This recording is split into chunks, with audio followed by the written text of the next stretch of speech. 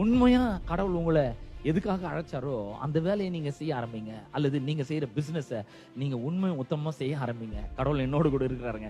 நான் செஞ்சேன்னா அது கண்டிப்பா வாய்க்கும். கர்த்தர் எனக்கு இதுல ஒரு பெரிய வெற்றியை தருவாருங்க.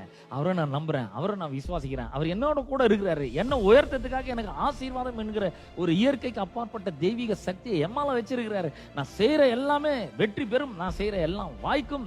அவர் என்னோட கூட தான் இருக்கிறாரு. எனக்கு நல்லா தெரியுது, எனக்கு மாபெரும் வெற்றிகளை அவர் கொண்டு வந்து தர முடியும் என்பதை நம்பி விசுவாசித்து அந்த வேலையை உண்மையும் மொத்தமா செய்யுங்க. யார் பாக்குறாங்கன்னு நீங்க பாக்காதீங்க.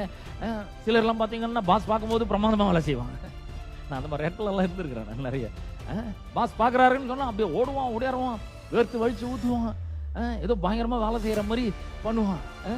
பாஸ் போன பிறகு பாத்தீங்கன்னா ஏதாவது நோண்டிட்டு இருப்பாங்க, வேலையை செய்யவே மாட்டான். அந்த மாதிரி ஆட்கள்லாம் நிறைய பேர் இருக்காங்க. ஆனா அந்த மாதிரிலாம் பண்ணாம கர்த்தர் என்ன பாக்குறாரு, அவர் இந்த வேலையை எனக்கு தந்திருக்கிறாரு, இந்த வேலையை நான் உண்மை மொத்தமா நான் செய்ய போறேன்.